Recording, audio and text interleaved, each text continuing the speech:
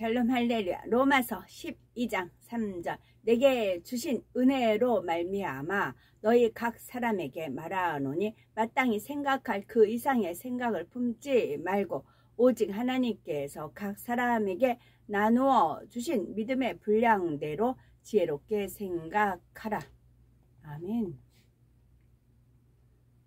믿음에 하나님을 기쁘시게 하는 믿음 5단계에 대해서 읽어드립니다. 우리가 동일하게 주님을 믿는다고 해도 얼마나 하나님의 뜻대로 순종하는가 하는 행함의 정도는 천차만별임을 알 수가 있죠. 데살로니가전서 5장 16절에서 18절에 항상 기뻐하라, 쉬지 말고 기도하라, 범사에 감사하라, 이는 그리스도 예수 안에서 너희를 향하신 하나님의 뜻이니라 말씀했습니다. 이처럼 신앙생활을 하고 있는 사람들에게 잘 알려진 말씀이라도 온전히 순종하는 사람은 그리 많지 않지요. 막상 어려운 일을 당하면 슬퍼하고 불평하며 기도를 쉬고 맙니다. 시험에 들어 낙심하고 사명을 감당하지 못하는 사람도 많습니다. 그러나 하나님의 말씀대로 순종하기 위해 노력하게 되면 차츰 믿음의 분량이 커지고 순종할 수가 있는 능력이 생깁니다. 처음에는 성령을 받고 믿음의 1단계에서 출발하지만 하나님의 말씀을 듣고 배워서 행하려고 노력하기 시작하며 믿음의 2단계로 들어서게 됩니다. 믿음의 3단계가 되면 말씀대로 지켜 행할 수 있는 능력이 생기고 더 나아가 마음에 있는 근본 죄성까지 벗어버리려면 믿음의 4단계에 들어선 것이죠. 근본 죄성까지 벗어버리면 믿음의 4단계에 들어선 것입니다. 그리고 더 온전히 영적 열매들을 맺게 되면 최고의 믿음의 5단계에 이를 수가 있습니다. 또한 믿음의 분량에 따라서 달라지는 하나님의 사랑입니다. 믿음의 단계가 높아질수록 성경에 기록된 모든 축복의 말씀들을 체험하며 살아가게 됩니다.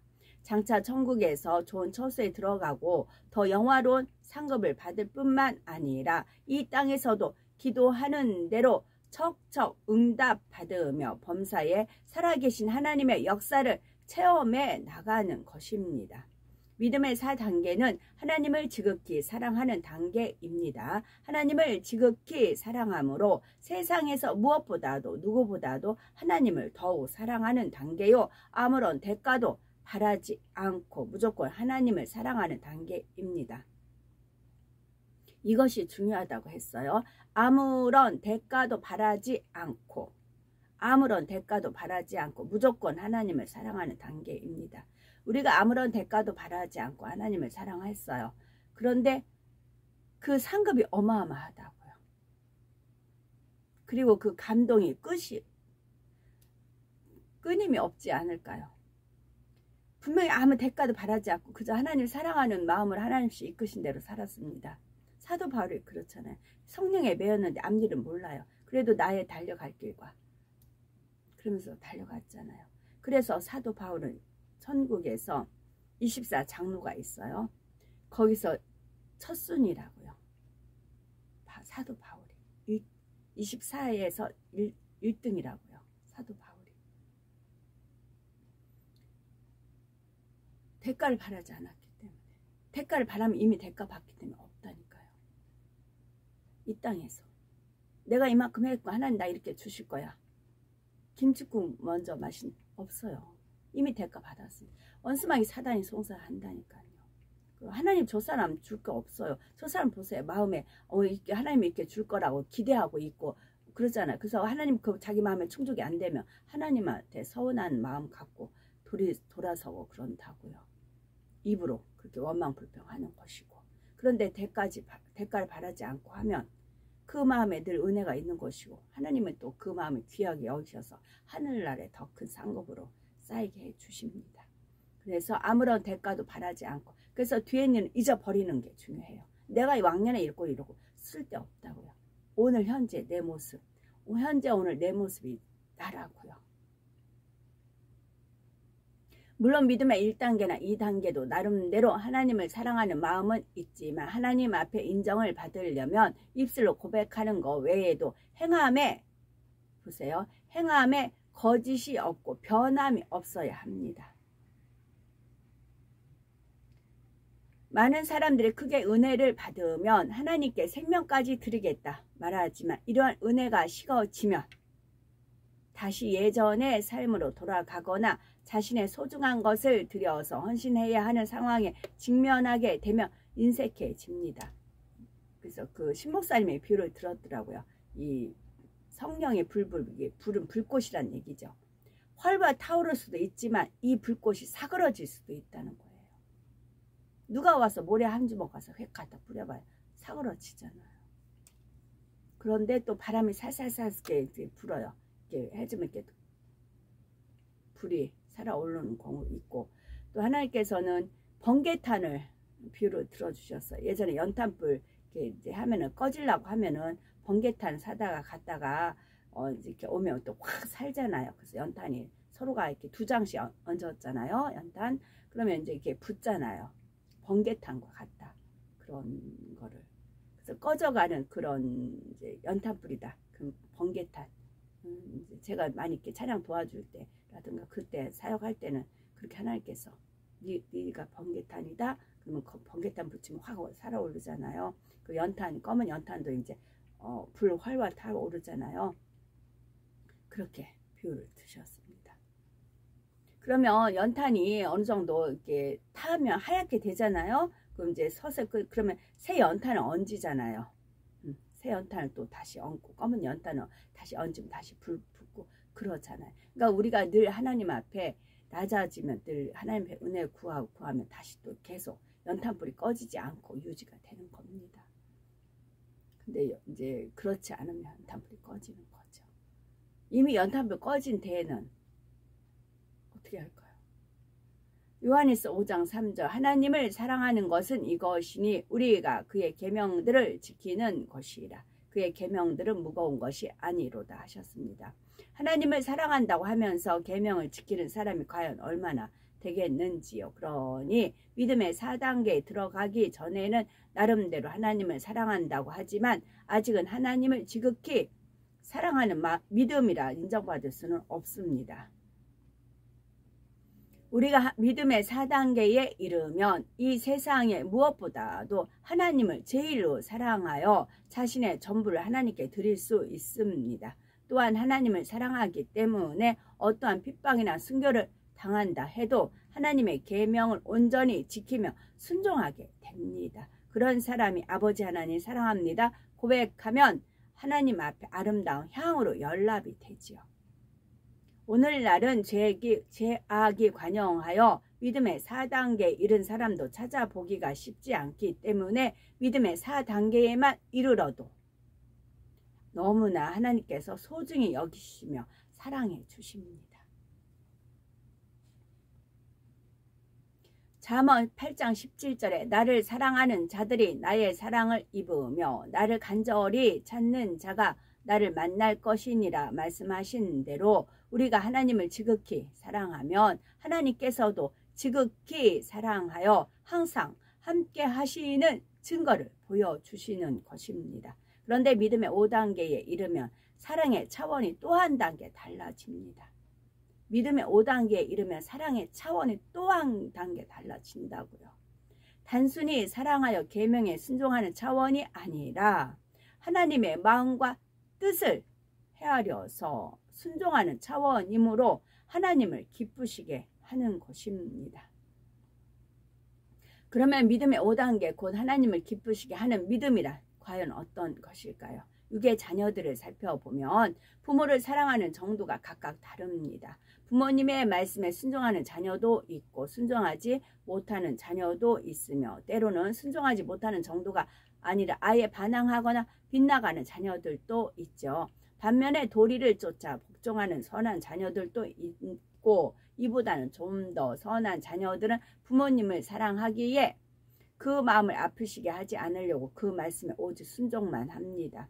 이보다 더욱 사랑이 승한 자녀들의 경우 부모님이 무엇을 명하실 때 왜 그 일을 명하시는지 마음까지 헤아려서 그 이상으로 부모님이 원하시는 것을 이루어 드리죠.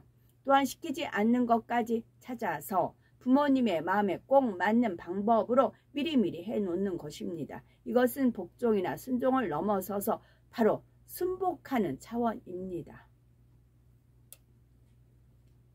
물론 부모는 모든 자녀를 다 사랑하기 마련이지만 어느 한 아들이 이처럼 특별히 부모님을 사랑하여 중심에서 우러나는 순종을 한다면 부모님도 그 아들을 더 깊이 사랑할 수밖에 없죠. 더구나 부모님의 좋은 점들을 쏙 빼어 닮았고 부모님의 마음 깊은 것까지 헤아려서 하는 일마다 마음에 쏙쏙 들게 해준다면 부모님은 얼마나 그 아들을 기뻐하겠는지요. 하나님께서도 마찬가지입니다. 성경에 하라, 하지 말라, 지키라, 버리라 하신 모든 계명들에 온전히 순종하는 자녀가 있다면 그를 지극히 사랑해 주시죠. 더 나아가 하나님의 깊은 마음과 뜻까지 헤아려 범사에 하나님의 마음에 맞춰서 행한다면 하나님께서 얼마나 기뻐하시겠는지요.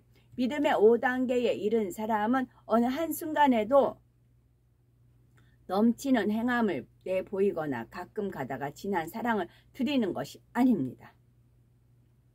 하루 24시간 매분 매초 자신을 기쁘게 하려는 마음이 전혀 없이 오직 하나님을 기쁘시게 하고자 살아가며 또한 영혼들을 섬기기 위해 살지요. 그런 모습이 10년이 가고 100년이 가도 변함이 없으며 오히려 승해지기만 하는 것이 믿음의 5단계입니다. 만약 하나님을 믿기 전에 육의 부모를 섬길 때도 중심을 다해 진실하게 사랑하고 섬겼던 사람이라면 믿음 안에서 하나님을 섬길 때도 그러할 것입니다. 육의 부모님은 나의 몸을 낳아주셨을 뿐인데도 육의 부모님은 나의 몸을 낳아주셨을 뿐인데도 사람의 도리를 쫓아 사랑하게 되는데 하물며 하나님께서는 우리 영혼을 낳아주신 영의 아버지가 되시죠. 더구나 내가 죽을 수밖에 없는 죄인이었을 때 나를 위해 독생자의 생명까지 주셨음을 깨달았다면 어찌 사랑하지 않을 수 있겠는지요. 육의 사랑은 아무리 크다 해도 온전한 것이 아니며 극한 상황에 이르면 변질될 수 있는 사랑입니다. 부모와 자녀만 아니라 형제 간의 우애도 부부의 사랑도 친구의 우정도 다 마찬가지이지요.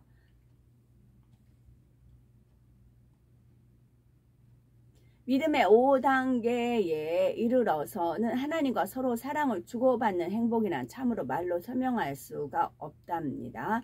영육 간에 받은 축복을 받기 때문에 행복한 것이기도 하지만 그 중에 가장 큰 행복은 바로 아버지 하나님과 항상 교통하며 깊은 사랑을 나누는 행복입니다. 세상 사람들이 너무나 행복한 상황이 되면 이 순간이 영원하면 좋겠다고 말하곤 하지만 이 땅에서 느끼는 감동과 기쁨은 아무리 좋아도 오래지 않아 사라지기 마련입니다. 이 땅에서 느끼는 감동과 기쁨은 아무리 좋아도 오래지 않아 사라지기 마련입니다.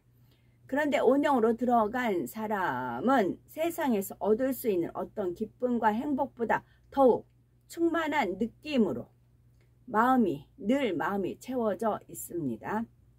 온영으로 들어간 사람은 세상에서 얻을 수 있는 어떤 기쁨과 행복보다 더욱 충만한 느낌으로 늘 마음이 채워져 있습니다. 혼자 있어도 길을 걸어도 사람들을 만나도 무엇을 보고 들을 때에도 마음에는 아버지에 대한 사랑이 가득하며 범사의 아버지의 사랑을 느낄 수가 있습니다.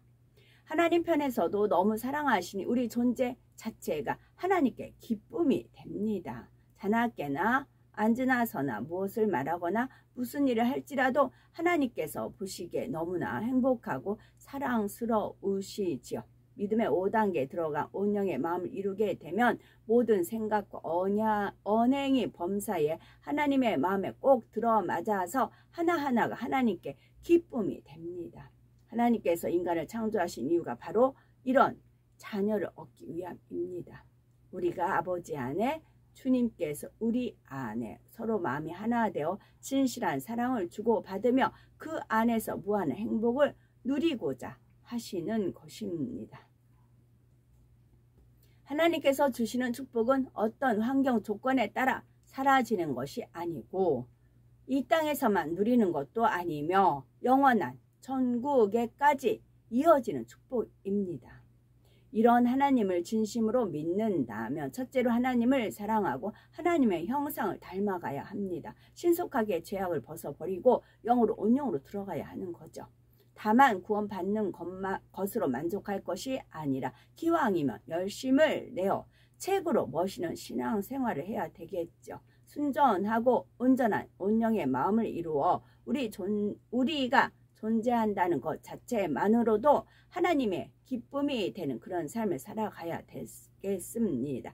그래서 날마다 하나님과 동행하여 축복받고 범사에 영광 돌리는 우리가 되어야 되겠습니다. 아멘.